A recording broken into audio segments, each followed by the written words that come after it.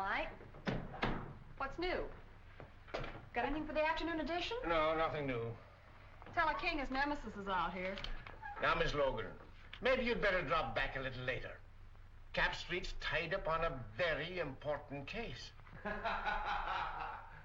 all right. An important case, huh? So the boys get a fast call. Pretty wreck the car, and when they get down there, it's just another family quarrel. Hello, Bill. How many times have I told you not to bust in my office? I can shout louder than you can, Bill Street. I want some news. Of course, you know Miss Bobbie Logan of the Herald. Little gal gets all the medals for digging up the bodies. Check with those fingerprints, will you? Right. Well, goodbye. A polite policeman. Oh, come on, Bill. Give me a story. You know I've got to have something for the afternoon edition. Everything is peaceful and quiet. I have nothing for the afternoon edition. Now, scram. Captain, the coroner phoned. They've just taken Dan Grady to the morgue. They fished him out of the bay about an hour ago. Murdered.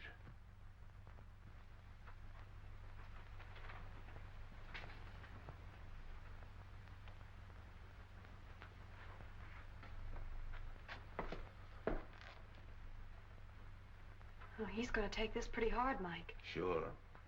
Him and Dan were just like brothers. Yes, I know.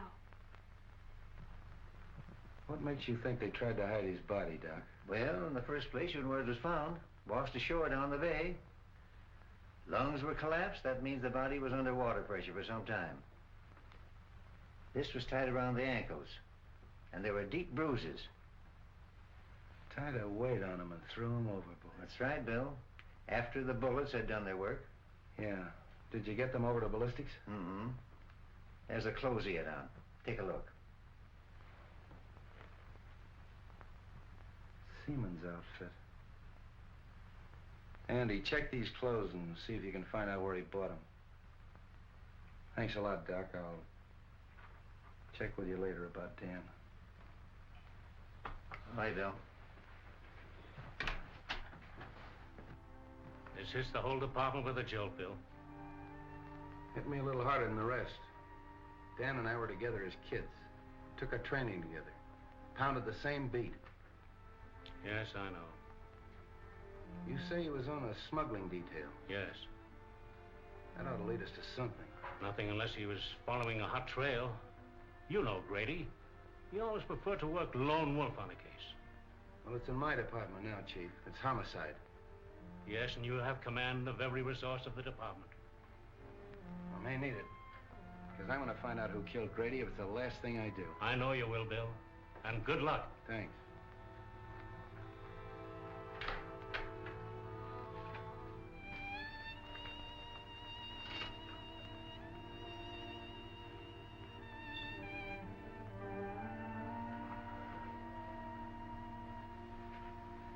Gee, Bill, I'm sorry.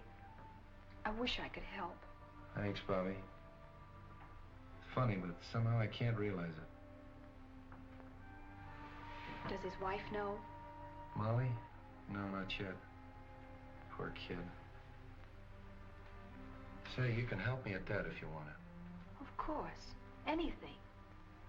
Go on out to Molly's and break it to her as easy as you can. She doesn't know me very well. You're the one to tell her. Oh, it's a woman's job. Okay, Bill.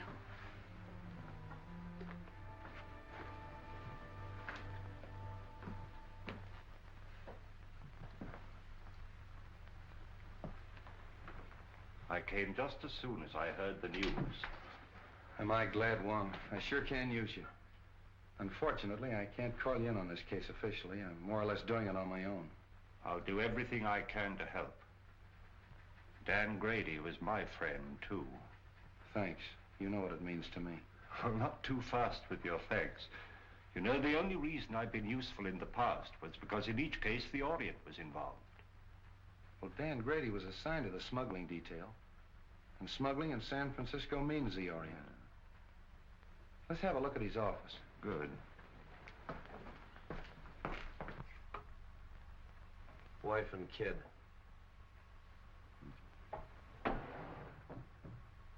You say he was working on a smuggling detail? Yes, sort of a roving commission. The reason they gave it to Dan is because he was born and raised here in San Francisco. He knew every nook and cranny. But the seaman's clothes would indicate that he was working on something at the waterfront. Yeah, but what? Whoa, look here. What is that?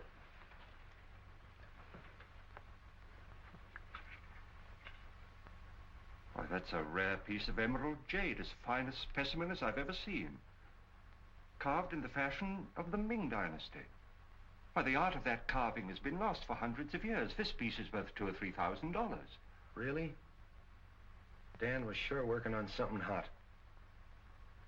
Probably that's why he was killed.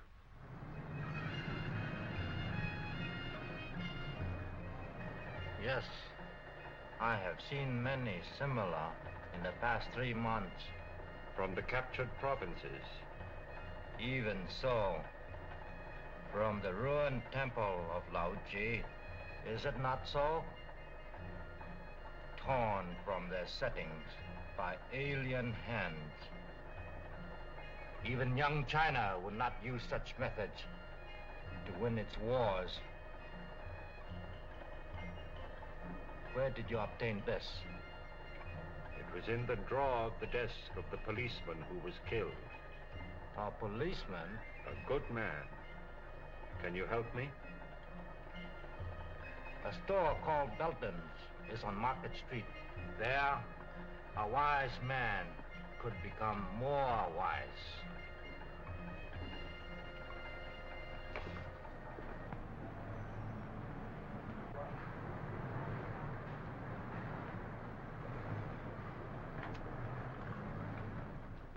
How do you do? I'm Mr. Beldon. Something I can do for you? I'd like an appraisal on this piece. Why, certainly. Oh, a most unusual piece. The coloring is magnificent. But I'm afraid I can't appraise its real value. But I understood you specialized in Oriental jewelry and art objects. No, only imitations. We haven't a piece of jewelry in the house worth over $50. I'm afraid you've come to the wrong place. So it would seem.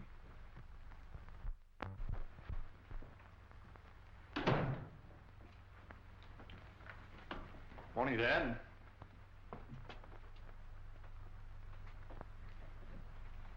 I suggest you try Harrington's over on Kearney. They handle that class of merchandise. Thank you for your time. Not at all. I'm sorry I couldn't help you.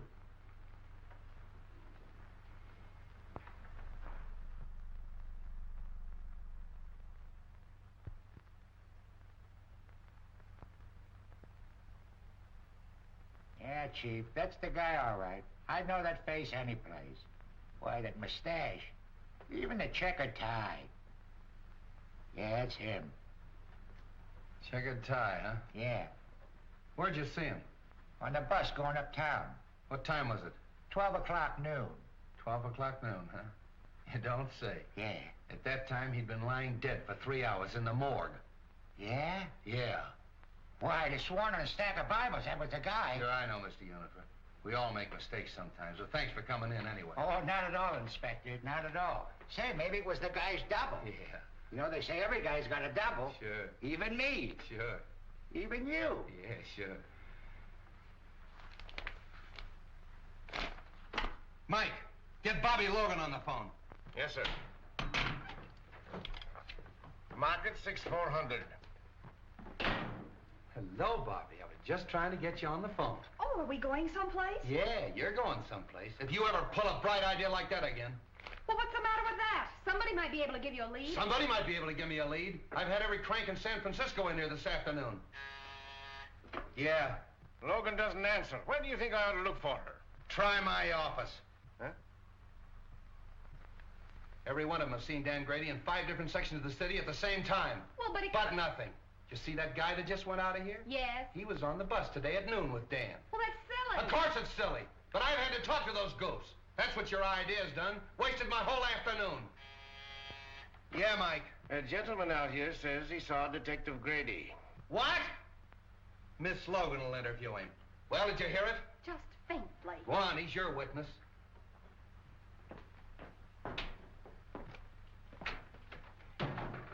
Are you Mr. Lyons? Yes. Well, I'm Miss Logan of the Herald. I put that picture in the paper. Oh, how do you do? Well, I saw the man last night. Are you sure? Certainly. We talked for quite a while in the bar at the Club Neptune. Good afternoon, Miss Logan. I came in answer to your advertisement. Oh, now look, Mr. Wong. Now give me the details and talk fast. Oh, hello. Did you get any information? I called on an old friend of mine in Chinatown who advised me to investigate Beldon's store on Market Street. Beldon's? You know, the jewelry shop. Oh, sure. I'll put a couple of men on it. No, I think I'd leave things the way they are for the time being. Bill Street, I've got him! Got who? This man did see Dan Grady. Ask Now, him. look, Bobbie, we've been all through that. But this man is positive. All right, if he's so positive. What was he wearing when you saw him? Well, sort of like a sailor, you know, pea jacket, striped sweater. He had on dungarees, peak cap with black patent leather visor. Where'd you see him? At the Club Neptune. He was sitting at the bar having a drink. What time was that? About 8:30, I guess. That fits in, doesn't it, Wong? Yes, it does. Well, of course it does. Silly idea, huh? If it hadn't been for that picture in the paper. You're quite sure this is the man? You're absolutely certain of your identification? Oh, yes. My drink happened to tip over and spilt on him. And I apologized, and we got to talking. And then what happened? Well, we talked together for a couple of minutes about football and things like that. Then I left and went home. You left him at this Club Neptune? Yes, he was still sitting there when I left. Well, thank you very much. You've been a great help. Is there any reward connected with this? Well, you see, Miss Logan takes care of that. Well, I'm sorry, Mr. Lyons. I'm afraid there's no reward, but, well, I'd be very glad to mention your name in my next story of the case. Did you say your first name was Homer? Yes, Homer. L-Y-O-N-S. Thank you. Too bad you haven't got a picture. Oh, I have. I brought one along just in case. Oh, thank you very much, Mr. Lyons. Thank you. Good day. Well, Bell Street, do I get an apology or don't I? Sure, I'm going to get the mayor to give you a key to the city. Terrific. The police thank the Herald for giving them their only clue. How's that, Mr. Wong? Not nearly strong enough. You've earned our undying gratitude. Well, I hope the information is some use to you. I'll see you later. Not me, Flatfoot. Get one of the nurses out of the receiving hospital. They don't mind a pain in the neck. Hey, you think that's a bad idea? Well, now, Street, just what do you know about the Club Neptune? Oh, not much, Wong. We better have dinner together. I'll take you down there later. I want to talk to this Harry Lockett. Harry Lockett? Yeah, he's the fellow that owns the Club Neptune. Hardway Harry, they call him. Hardway? Oh, a gambler? Yeah, gambler, smuggler, crook, everything.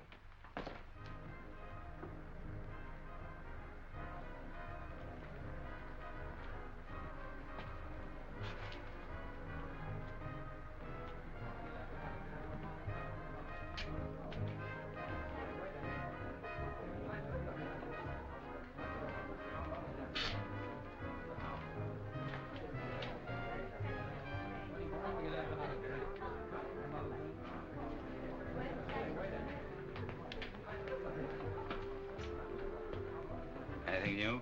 No. How are things upstairs? Usual crowd, not much play yet. Has Tanya come in yet tonight? No. I want to see her when she comes in. Okay.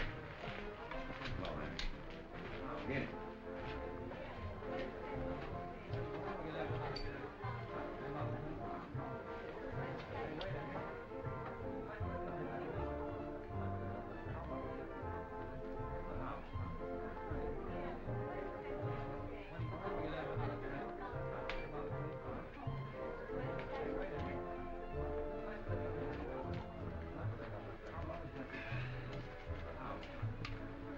Two dry martinis, huh?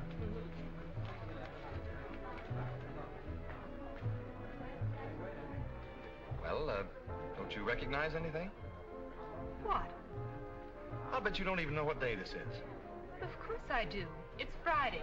That's why you insisted upon coming here for a fish dinner. Oh, no, it isn't. We came here because this is an anniversary.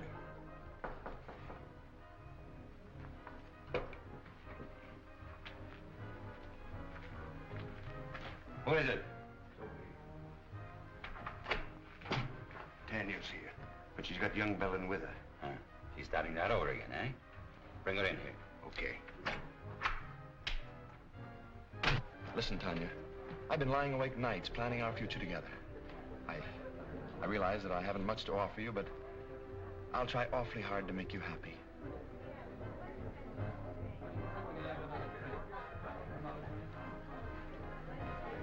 Oh, excuse me, Frank. I think I better go fix my makeup. Surely.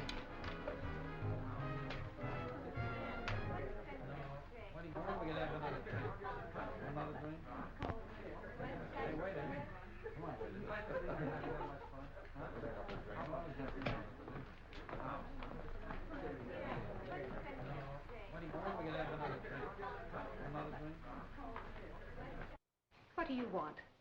I thought I told you to keep away from young Beldon. And I told you that my personal affairs are none of your business. What are you trying to do? Get the old man on our neck? Keep away from that boy or I'll... Or what? I guess if I'm good enough to help handle his smuggled junk, to run the risks that he cashes in on, I'm fit company for his son. Well, what about a certain other gentleman?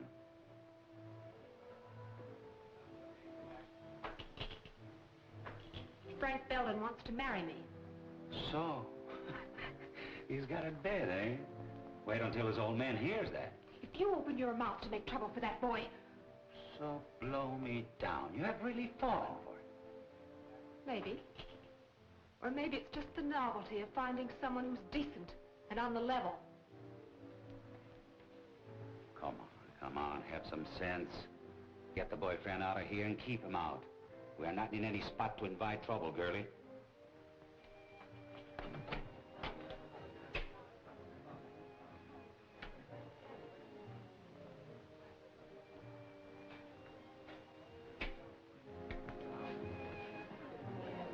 I seem to have developed a headache, Frank. Maybe it was the drink. Oh, I'm sorry. Well, maybe some fresh air will do you good. Shall we take a drive? Yes.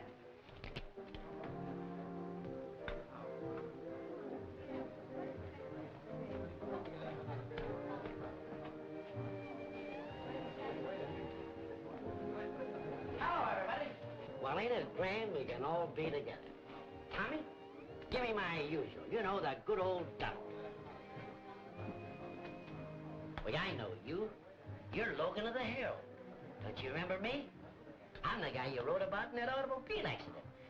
You know, in those days I was a drinking man. Aren't you gonna have your dinner? What dinner?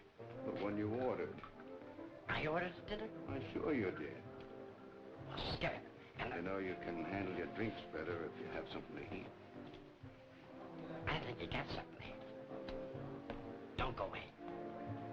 You know, I always forget to eat when I go out stepping. I'm awfully sorry. Oh, that's all right. He was just feeling hospitable. That's easy to understand. The Club Neptune feels the same way, Miss Logan. Gee whiz, I'm famous. Who wouldn't recognize that pretty face of yours if they read the Herald? I'm Harry Lockett. I'm very glad to meet you. I've heard a lot about you and your Club Neptune. So it seems, judging from today's Herald. Oh, you don't sound pleased. I'm not. I don't like that publicity. You don't? No. How about a little chat in my office? Why not?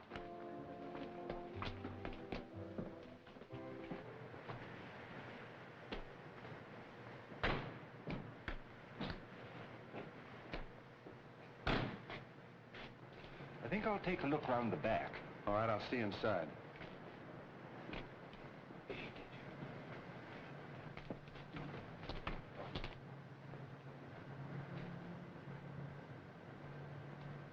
You see, Miss Logan, we don't like newspaper people around here. I see your point. You know, if you had this place soundproof, those poker chips up there wouldn't make such a racket. Just a little friendly advice. Thanks. And here's some for you. I wouldn't write any more stories about the Club Neptune if I were you. Are you trying to tell me what to put in the Herald? I'm trying to tell you what you shouldn't put in the Herald. In fact, I'd just as soon you stay out of here. I think you'd be safer. Sometimes some people get hurt. Yeah, Dan Grady got hurt, didn't he? Hey, You sure stick out your neck, don't you, little girl? Who is it? Captain Street. What are you doing here? Mr. Lockett was just making some suggestions as to the news policy of the Herald. All right, Bobbie. Well, now look here, Bill. Come on, come on. Hello, Hardway. Oh, Copper.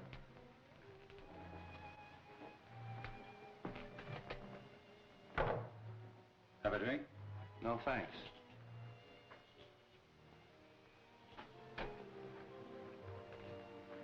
What's on your mind, Street? I suppose you read about Dan Grady. Oh, yes, that's too bad. I don't think I knew him. I thought everybody on the waterfront knew Grady. He was on the smuggling detail. It's funny you didn't run into him. I resent that, Street. I resent what happened to Dan Grady. Quit stalling, Hardway. He was in this place last night at 8:30 at your bar. Well, maybe he was. So about a lot of other people. We had a big night last night. And nobody saw Dan Grady. None of my boys did, because as soon as I saw the papers, I asked all of them. You can talk to them yourself. Maybe I will.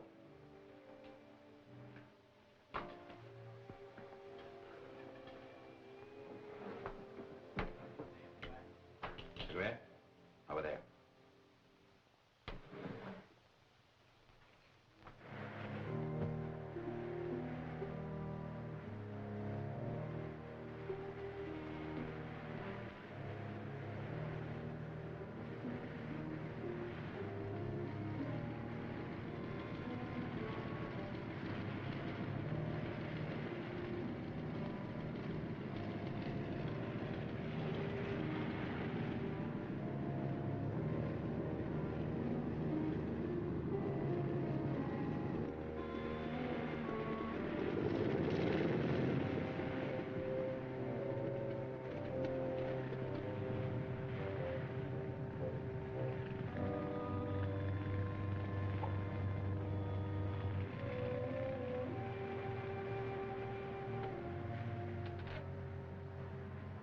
Oh, don't pay any attention to me if I seem a little tough, Harry.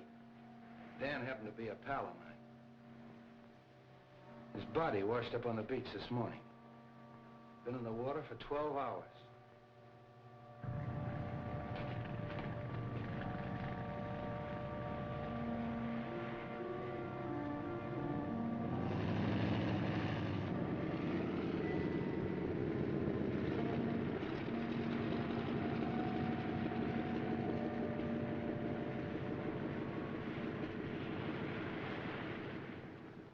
Kind of a tough way to go, isn't it? Well, Street, they say that drowning, it's an easy death. But Grady had 2 slugs in the back of his neck before he ever hit that water. That's not so easy, is it?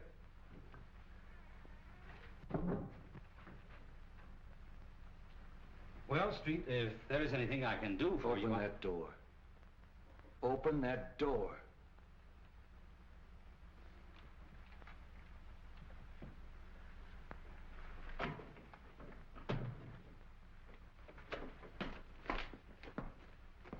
Well, hello, Street. How'd you get in there? The secret stairway in the haunted house. Secret stairway, my eye. Those stairs were there when we bought the place. But they still serve a very useful purpose. This is Hardway Harry Lockett, Mr. Wong. Oh, the Chinese copper. Precisely, Mr. Lockett. The Chinese copper. But to return to our secret stairway, I'm afraid we scared one of your callers away. Evidently, he didn't care to meet my friend, Captain Street. Seafood is our specialty, Mr. Wong. That was probably Cap from the fishing barge.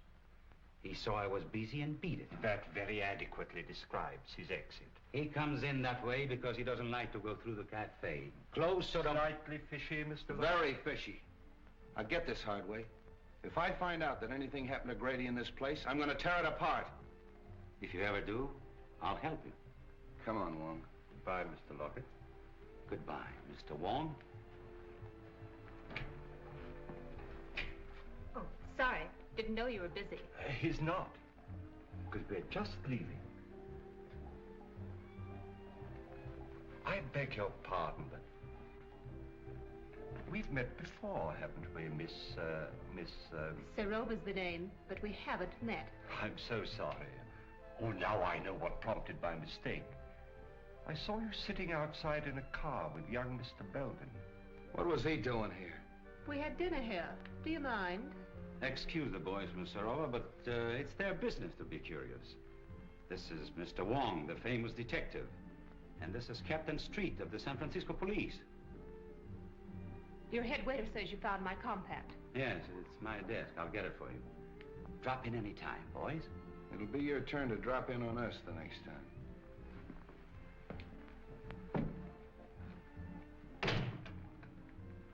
You're a help. Why in blaze didn't you get rid of Beldon when I told you to? Well, I did.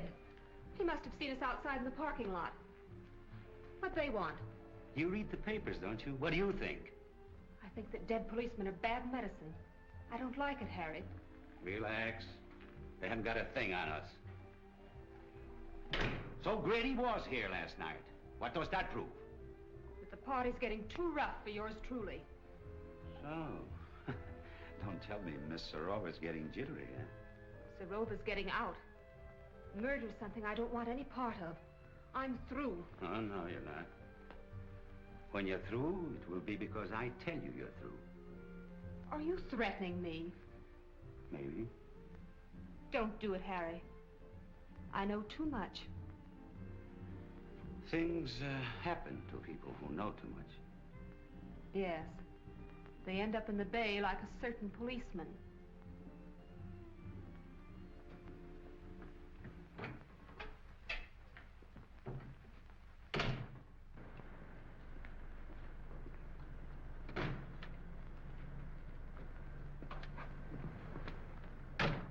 That seafood gag of Hardway's was a hot one. And the young lady who lost her compact. More seafood, eh, Street? I'll say. Well, what's her name? I thought I told you to scram. You're always telling me to scram. Well, you're not gonna ride in a police car. Okay, let me out and I'll put on my roller skates. Oh. I tell you, I don't like the setup. I don't like any part of it. When a dead copper spells trouble, and if this girl starts to talk... Yeah. Yeah, I think so, too. But this idea of mine is something entirely new in radio, Mr. Forbes. Nevertheless, I'm against continuing the program.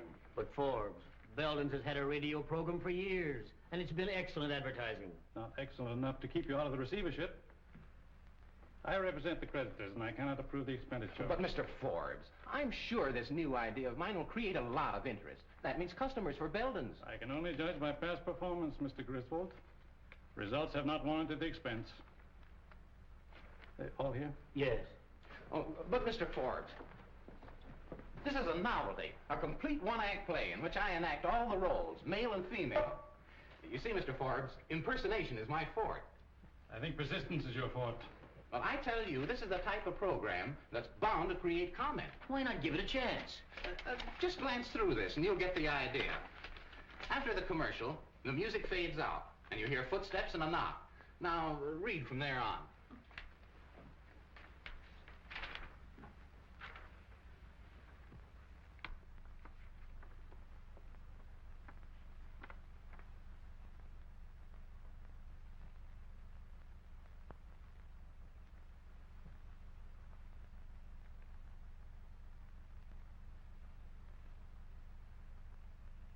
Pretty melodramatic, isn't it? But that's the kind of stuff they like nowadays, Mr. Forbes. The highly dramatic programs are the most successful. Suppose we try it for a couple of weeks. It wouldn't cost a fortune, and it might get results. Well, all right, we'll try it. Thanks, Mr. Forbes. I'm sure you won't be sorry. We go on from 10 to 10:15 tonight. I hope you're listening in. We will. Those bills are all right. I'll see you in the morning. Hello, Frank. Hello, Mr. Forbes. How you feeling, Dad? Oh, as well as could be expected, considering the fact that I don't have anything to say about my own business. When are you going to take me in with you? Not for a while yet. But, Dad, I've got to go to work. I've got to make some money. Isn't your allowance enough? No. I'm going to get married. Who to? That Serova woman? Miss Serova, yes. How did you know? I haven't taken my eyes off you completely. You've been out with that adventuress every night for a month. I wouldn't talk like that if I were you, Dad. We're both liable to be sorry for it. Besides, it won't change my decision. Frank, I won't permit you to wreck your life, to throw away your entire future for the sake of that scheming, unscrupulous... That's enough!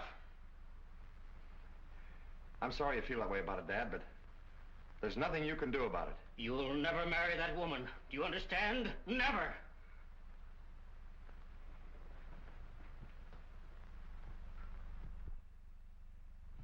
Morning, Sophie. Everything shipshape?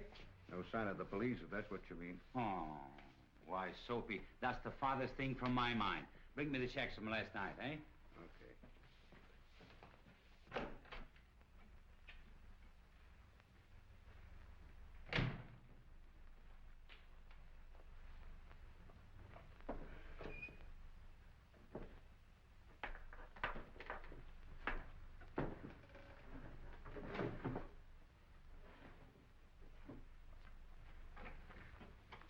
Hey, have you been fooling around my desk? Me? Mm-hmm. What? I wouldn't touch your stuff, boss. Something missing? Yeah, my gun. Gee, that ain't so good. When'd you last see it, boss? I don't know. Yesterday, I guess. I want to talk to you.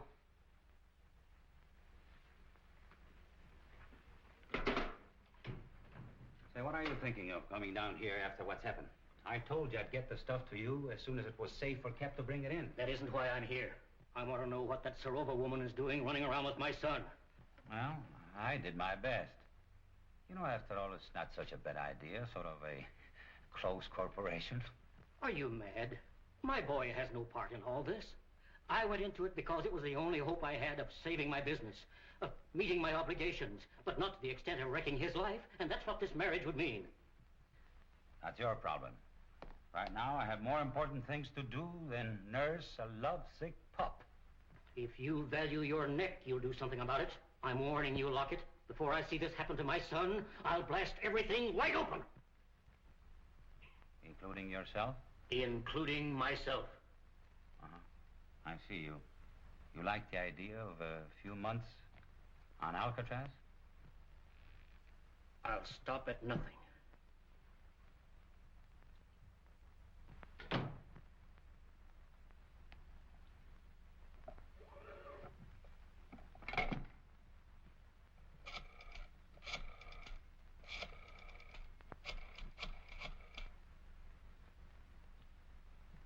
Hello.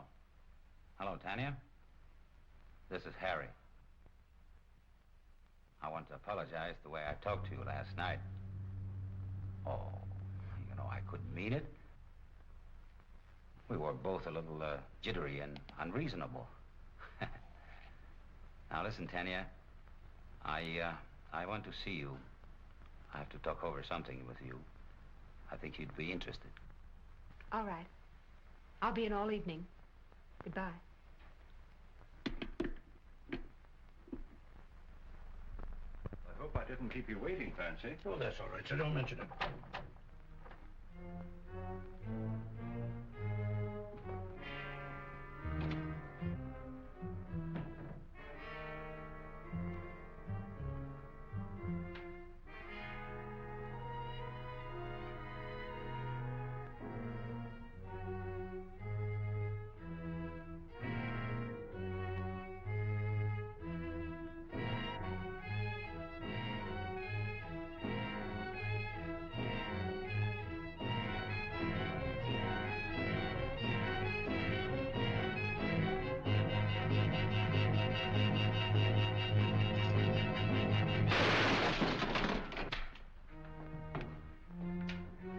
Mr. Wong!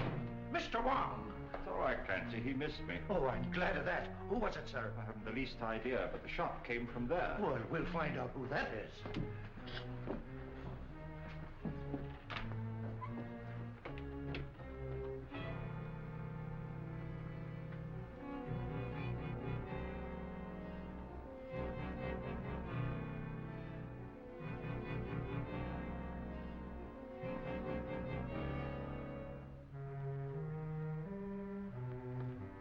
Well, whoever it was, beat it out the back and left the door wide open. Whoever it was, he killed Mr. Beldon. What? Oh, glory be! Get straight. Yes, sir.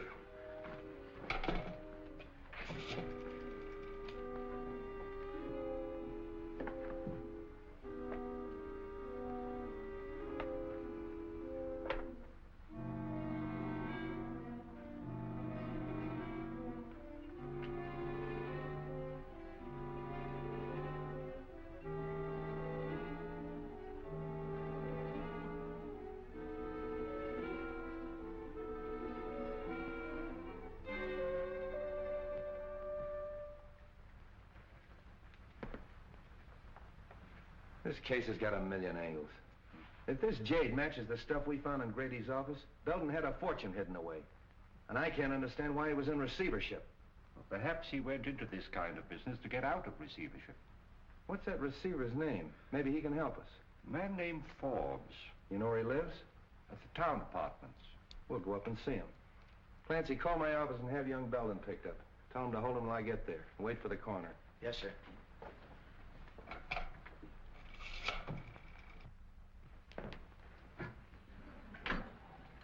Good evening, gentlemen. We want to see Mr. Forbes, John T. Forbes. Who's calling? Captain Street of the police department. Ring 22, please. Captain Street of the police department to see Mr. Forbes. Yes, sir. Go right up, Captain Street. That's number 22. Captain Street? What on earth can he want?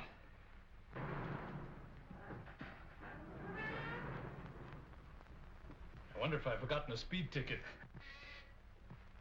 Excuse me. Pray to take my hand, will you? Okay, but it's 10 o'clock and I'll have to meet Elsie. Probably won't be very long.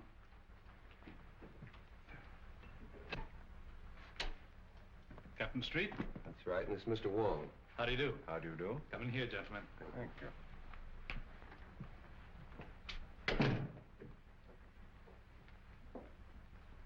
I'm afraid we interrupted your game, Mr. Forbes. Oh, that's all right. Sit down, gentlemen. I've heard a great deal about you at one time or another, Mr. Wong. I'm certainly glad to meet you. Thank you. Well, now, gentlemen, what can I do for you? Might as well come to the point, Mr. Forbes. Frank Beldon Sr. of the firm for which you're receiver was found dead a half an hour ago in his store. What? Poor old Frank. I had no idea he felt so desperately about it. Of course, I knew his financial affairs were in bad shape. It was not suicide, Mr. Forbes.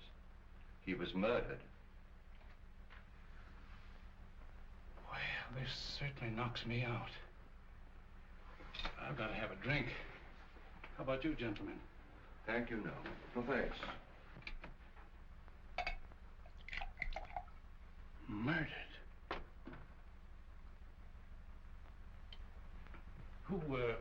Who found him? Give me more of the details. Mr. Wong found the body. Wong? Were you in the store?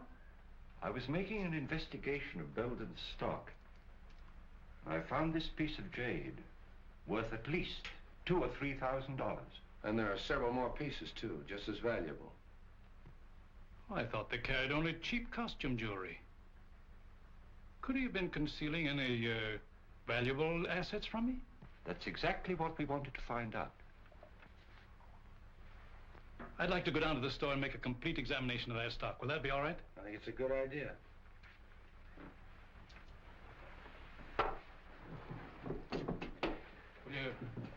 Will you have a cigar, gentlemen? Yes, thanks. No, thank you. One more thing I think you should know. That jade was smuggled. And one of our own men on the smuggling detail was murdered, running it down. And the trail seems to lead to Beldon's store. Why, this is the worst thing I've ever heard. Excuse me. Hello? Yeah. It's for you. Thanks. Street speaking. What? I'll go right up. There's been a shooting on the floor above. Can we get out this way? Yes.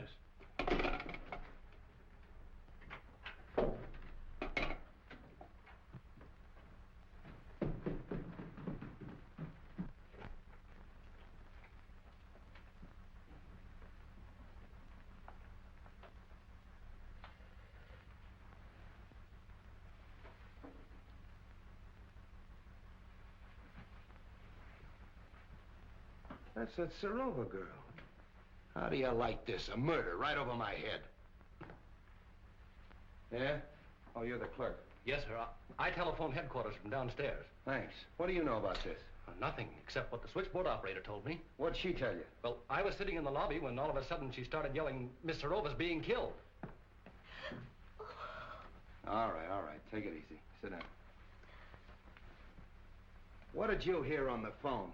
Well, I was sitting there as usual when the buzzer sounded, and it was a call from 32. What time was that? About 14 after 10. That's an odd time to remember, 10:14. Well, I'm not sure, but it was 15 after 10 when I heard the shot. And they were arguing about a minute. Who was arguing? Miss Serova and the man. Well, what were they arguing about? What'd they say? Well, he said, get away from that telephone. That's the last time you're going to pull this sort of stuff on me. And Miss Serova yelled, don't shoot, don't shoot. But he did. It's quite possible, Street. The receiver's off the stand. Yeah. Do you recognize the man's voice? No, but he was awful mad. Anybody come through that lobby that might have come up here? No, sir. Did you pass anybody on the way up? I didn't see anybody. All right, that's all for now. Stick around downstairs. Oh, hello, Doc. Prints, photographs, the works. And I want you to get me that... Oh, little Bo Peep, huh? What are you made up for? That's all I need! Just be sure to get everything in this corner, will you, please?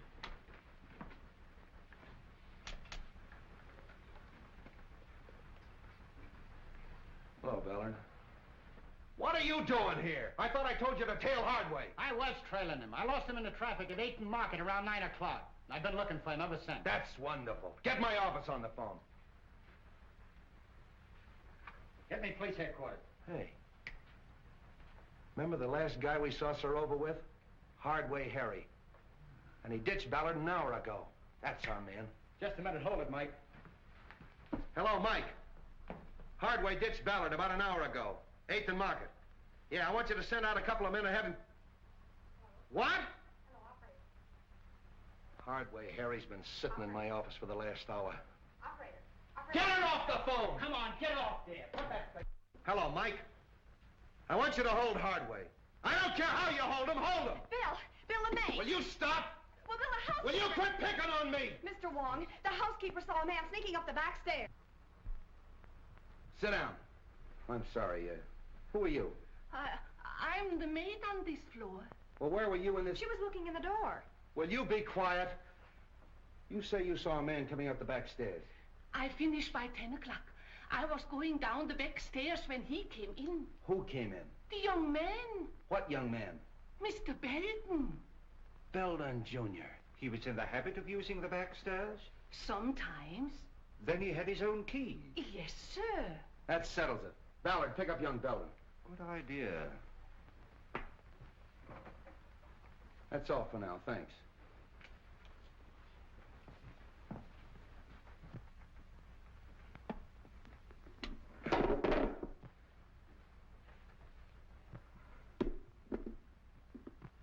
You know, Wong, Beldon knew Serova.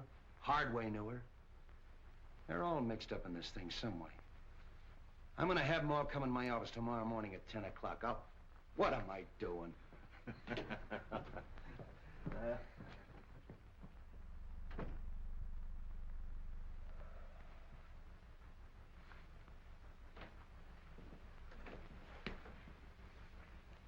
Sit down, Hardway. See who's out there, Jim. Well, how'd you do? Not bad. Have pretty good breakfast, you fellows, you know. Thanks for the cigarettes. Oh, we always take care of our guests. Who's out there? Nucci and Cap Anderson. All right, Jim. Couple of friends of yours. What were you doing here last night?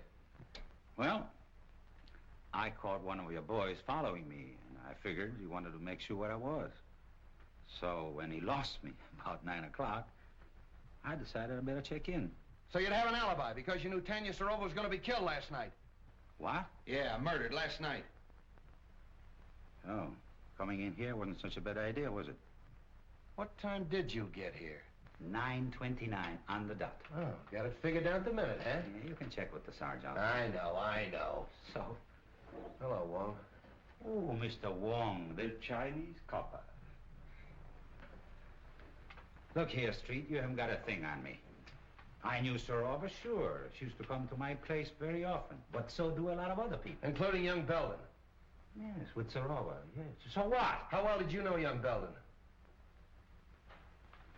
Casually. How well did you know his father? Just an acquaintance. When was the last time you saw him? I saw him in my office yesterday. He came to pay his son's bar bill. And you had a little quarrel. And then you followed him down to his jewelry store and shot him. Old man Beldon shot? Yeah. That's too bad. Yeah, it is too bad. He got it the same way Grady got it, in the back of the neck. What's your alibi for that? I was being trailed by one of your coppers, by good luck. Why? A man named Forbes is out here. He said you sent for him. All right, send him in. Wait outside, Art.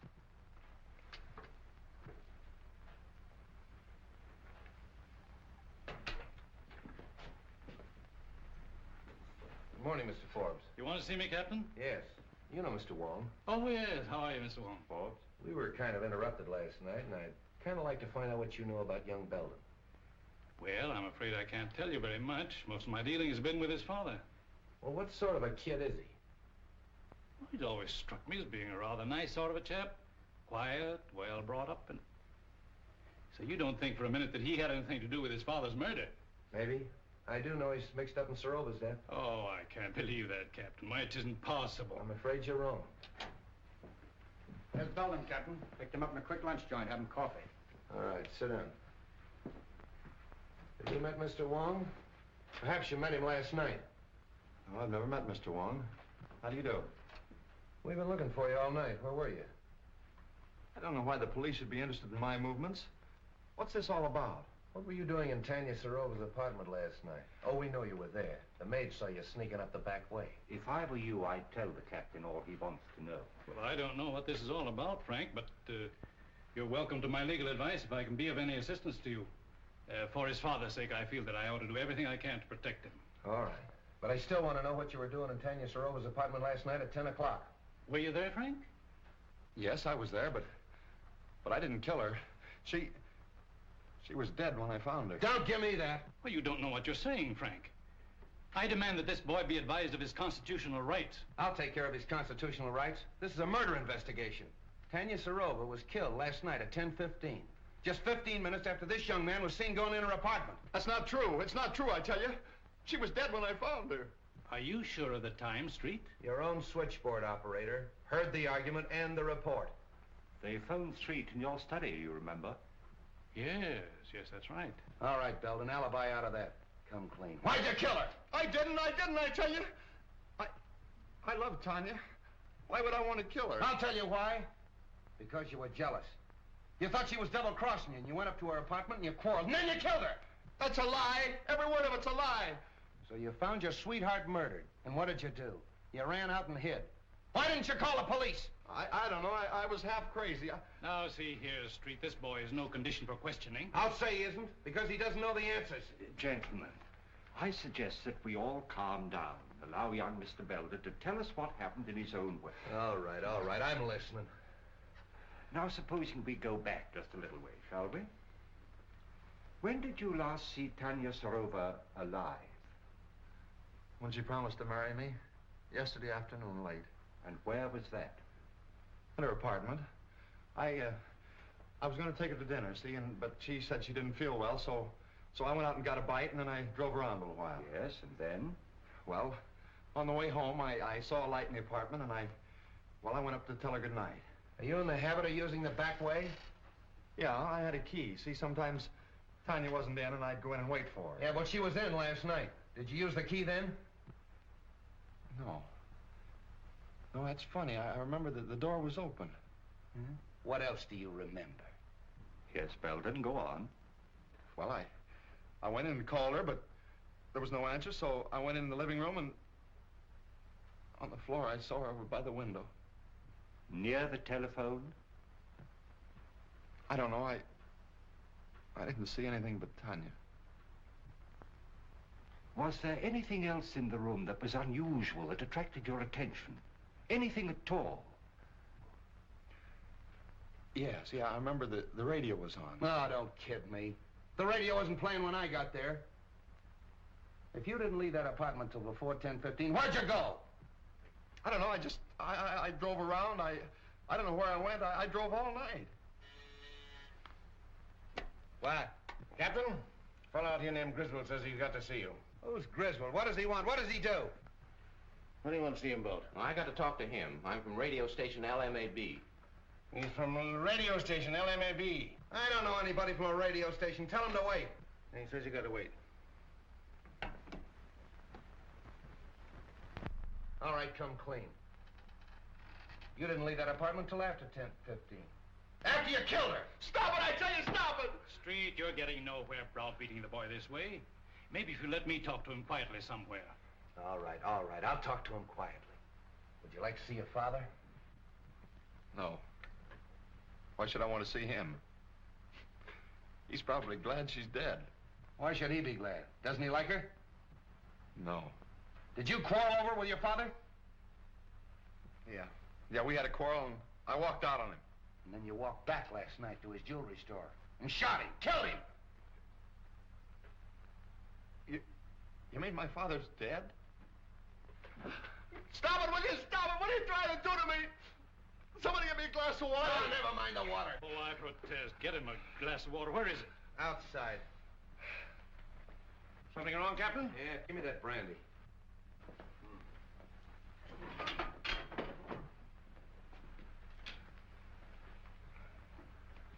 Now go and sit down. What do you want? Come on, what is this? Say, what am I supposed to do? Spend the weekend here? He'll get you. Mr. Hardway. The press. Yes, the press. What do you know today? Pardon me.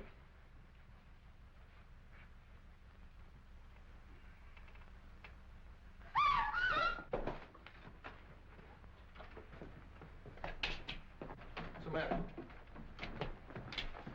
Who is this? It's the fellow from the radio station, Griswold. Where'd this paper file come from? Say, that looks like mine. It's missing from the desk. All right. Who did it? This is a payoff right in my own office. Stay away from that phone.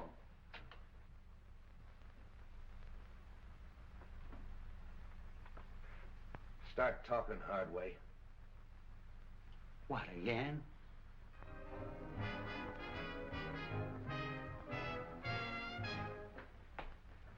Sorry for the interruption, Mr. Wong, but that was a new program, and I wanted to check on it. Not at all. It's all most interesting. Yes, but full of headaches.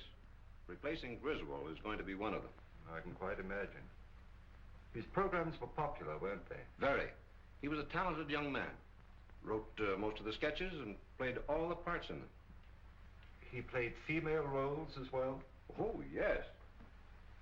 In the sketch you want to see, the one he did last night, he played a very emotional feminine role.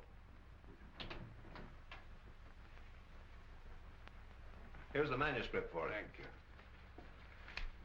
This program went on the air sharply at 10 o'clock? Oh, yes. Radio works on split seconds. Every program is timed exactly. And it ran for how long? 15 minutes in all. The sketch went on at 10:01 and finished at 10:14. The balance of the program time was taken up with commercials. It's advertising. Would it disturb you if I turned on this program? Not at all. I've just finished. I'd like to take this with me. Oh, that'll be all right. Thank you very much. Goodbye. Goodbye. On the air, presenting for your entertainment the first mystery thriller in their new series of programs.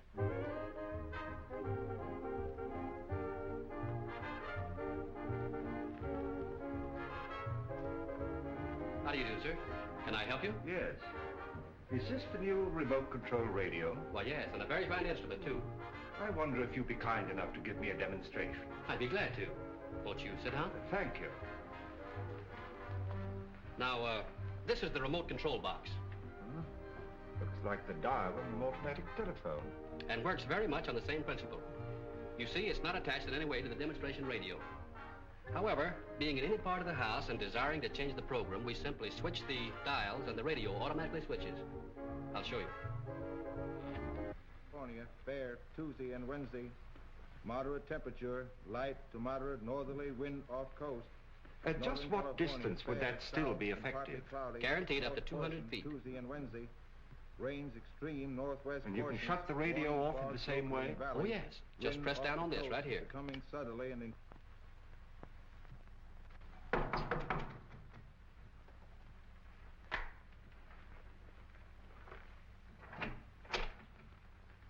What, again? Yeah. Didn't take long for that lawyer to get you and the boys out, did it, Hardway? Why should it? Say, listen, you can't hang that murder rap on any of us. Somebody killed Griswold, and 3 of you were there when it happened. Yeah, and plenty others. That office of yours was a close second to a railroad station. But, what's this visit for? According to ballistics, the same gun killed Serova, Beldon, and Grady. Mind if I check yours? You know I don't carry a gun. I haven't had one around here in years. Come on, search the place. You think if I had one, I would keep it here just to show? Looks like you're getting a little careless, Hardway. If that gun matches those bullets, it'll be too bad for you. Get that to ballistics. So you still think I killed Serova while I was in your office, eh? You could have farmed that rod out. Take him away. You're making a mistake, Street. Murder is not my racket. Maybe. We'll wait and see what that ballistic report says.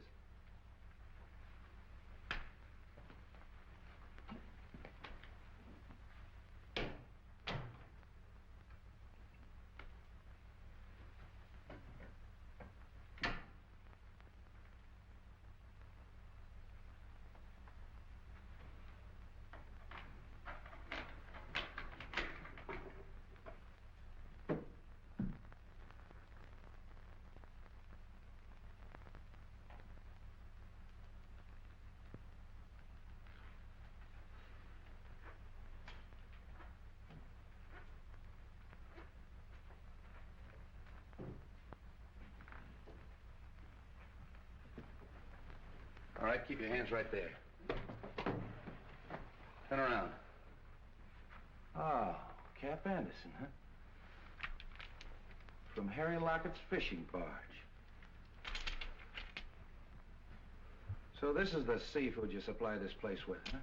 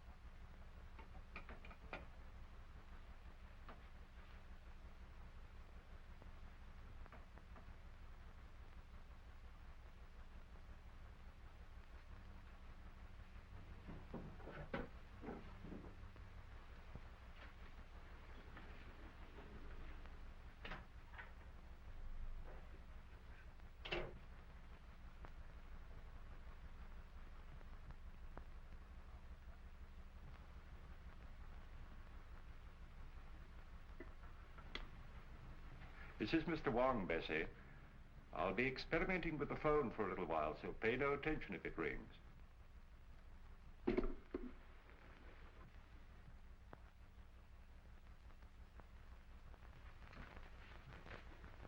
Oh, come in, Forbes. Oh, it's you, Mr. Wong. Well, that is a relief. I was wondering who was up here. Oh, you put that string down past my window. Yes. When I found the receiver off the stand last night, I had an idea that the switchboard operator was intended to overhear what she heard. I don't follow you. I believe that the murderer had a way of forcing her to listen at the right time. You think that a murderer would deliberately invite a witness to his crime? He might arrange to have her think she was a witness. With a piece of cord, a telephone, and a radio. I don't understand. Now, this radio is a new remote control model. Now, let us assume that a certain radio program exactly fitted a given situation. How easy it would be to tune in the desired station at the right time and be nowhere near the instrument. Oh, I see. You mean that the crime could have been committed some time before? Of course. And by any of our suspects who had such cast-iron alibis. Partway Harry Lockett, for instance, who planted himself in Street's office at the supposed time of the murder. Any of his friends. Even young Beldon? Even young Beldon. He was here at 10 o'clock. Who knows? Perhaps it was his second visit. You don't believe that, do you? No. Nor that any of the others did it, either? No.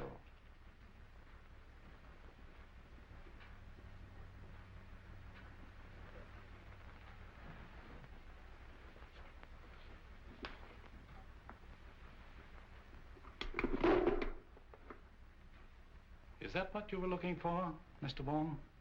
Yes. And you pulled the cord. When I went to get the drink. And when you reached for the cigars? I turned off the radio by remote control. Thank you, Mr. Forbes. Keep away from that telephone. Get over there.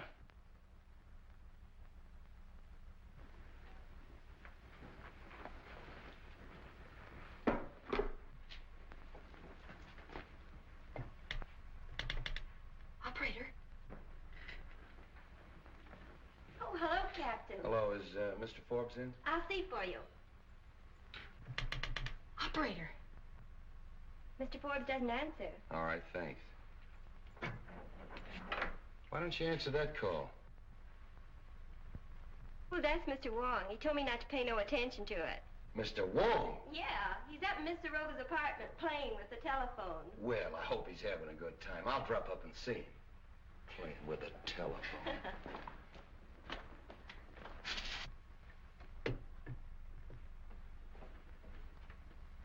I killed Grady because he was in the way, and Beldon because he was getting ready to talk. Griswold when he recognized his own program, and Tanya Sarova because she knew too much. No, because she was leaving me for a younger man.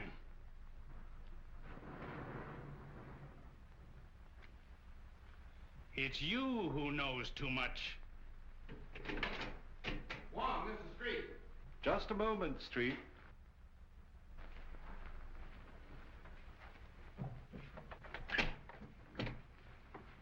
What are you doing up here? Get him up.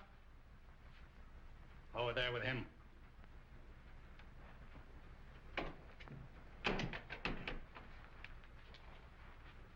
Well, the two of you.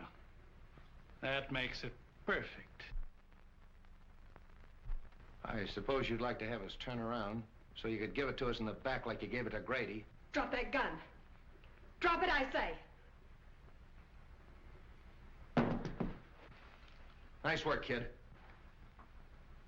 Oh. Take him, Wong. Oh, Bobbie. Bobbie. Honey. Bobbie. Yes? Oh, it's all right, Bessie. The experiment's over. You might get me the Herald, will you? Herald? You have a star reporter on your staff, a Miss Roberta Logan. She has just been instrumental in the capture of John Forbes, confessed murderer in the Dan Grady Sarova case. Oh, yes, this is a scoop.